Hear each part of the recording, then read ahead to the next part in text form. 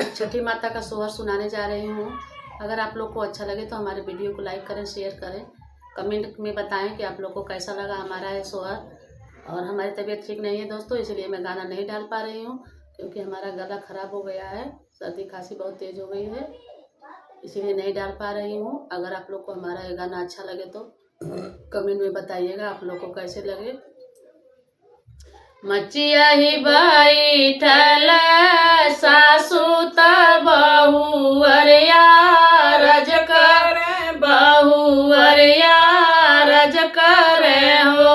सासू कवन करमावा बिगड़ली हो, रिलवा नाही पाइला हो, रिलवा नाही पाइला हो।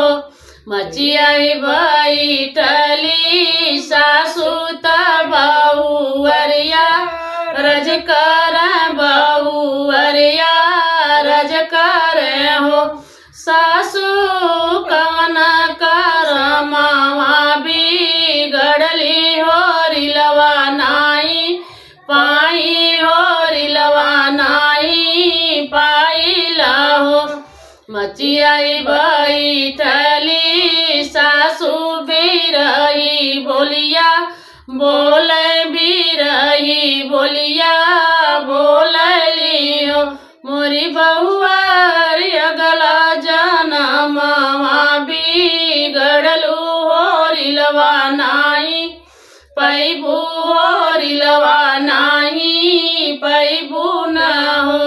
मोरी बहुआ अगला जनमवा बिगड़लू हो, रिलवा नाही पैबू हो, रिलवा नाही पैबू न हो। सासू के पाँव नाही चुअलू ननद रेरी, यवलू ननद रेरी यवलू न हो। मोरी बहुआ सैया के आदर नाही कैलू हो, रिलवा कैसे पैबू हो, रिलवा कैसे पैबू न हो। मोरी बहुआ सैया के आदर नाही कैलू हो, रिलवा कैसे पैबू हो, रिलवा कैसे पैबू न हो। इतनी बचन बहुआर सुनली त नयना से आस ढूंढे, नयना से आस ढूंढे हो।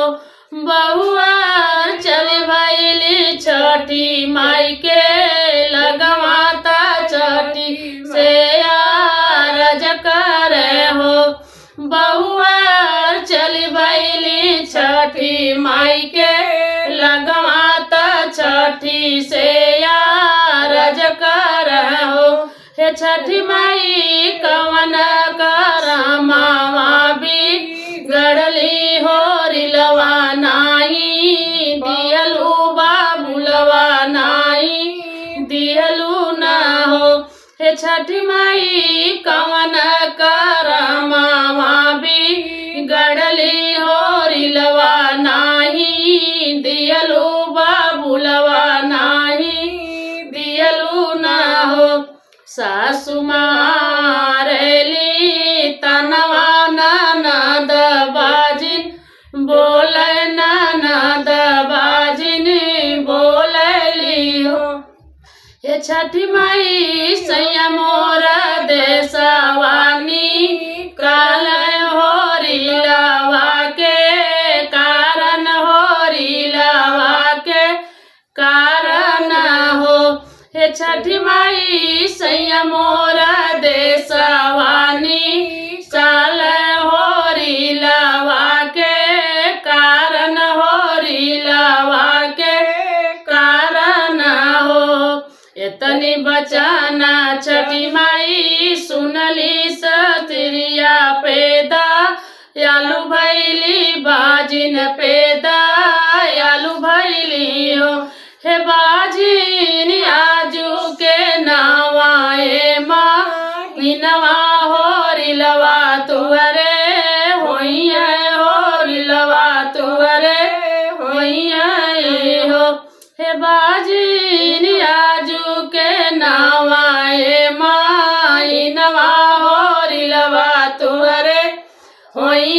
तू छठी आया त छठी गीती गाया तो छठी गीती गाया तो गाई के सुनाया तो गाई के सुनाया न हो आज के नावाए महीनवा त होरी लाजा नमलियल जोरी लाजा नमलियल हो हे छठी माई सासू जे आरती उतारे ननद भाभी बोले ननद भाभी बोले हो छठी मैया सैया मोरा घर मेले आए चला हो धना छठी पूजे हो हे छठी मैया सैया मोरा घर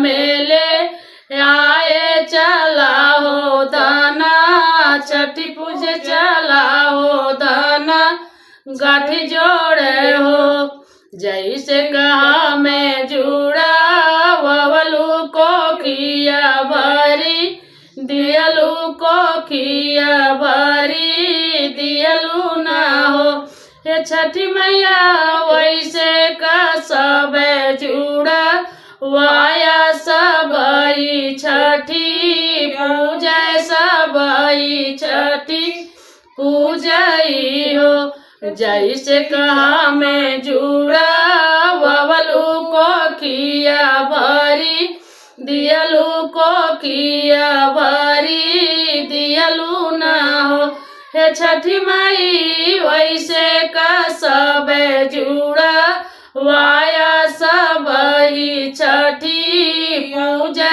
सबई सोहर गाव सबई गठ मार न हो छठी माई वैसे का सब जुड़ा वाया सबई छठी पूजा सबई छठी पूजई हो।